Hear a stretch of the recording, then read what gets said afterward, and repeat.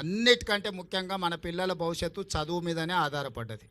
చదువుకుంటే జీవితంలో అన్నీ సాధించవచ్చు. మన పాఠశాలల్లో టీచర్లు రాకపోయినా, టీచర్లు లేకపోయినా, పాఠశాలలో వసతులు లేకపోయినా, మన ఆడపిల్లలకు బాత్రూమ్లు తిన ఏం లేకపోయినా మీరు అడిగి కలెక్టర్లను కలిసి అడిగి చేయించుకొని వాటిని కట్టించుకోవడమే కాదు, వాటిని నిర్వహించుకోవడం కూడా మన బాధ్యత. కట్టుకొని మనం గాలికి వదిలేస్తే ఊర్లో వాళ్ళు వీళ్ళు అది పాడు చేసేస్తే మన పిల్లలకి ఇబ్బంది అవుతుంది. ఊర్లు పెరిగిపోయినాయి, ఆడపిల్లలు ఎక్కడ బయటికి పోలేని పరిస్థితి ఉంటుంది. మనం ఆ టాయిలెట్స్ మెయింటెనెన్స్కు నీళ్లు కానీ ఇతర కానీ మీరే తల్లులు, మన పిల్లల బాధ తండ్రుల కంటే తల్లులకు ఎక్కువ తెలుస్తుంది. ఆడపిల్లలు ఇబ్బంది ఎట్లా వస్తుంది, స్కూల్లో పొద్దున్న నుంచి సాయంత్రం వరకు కూర్చోవాలంటే వీటి నిర్వహణ కూడా మీరు జాగ్రత్తగా చేయండి. అందుకే ఆ నిర్వహణ కూడా మీ చేతుల్లోనే పెట్టండి. మీకంటే ఎక్కువ ఆడపిల్లల బాధ ఎవరికి తెలియదు.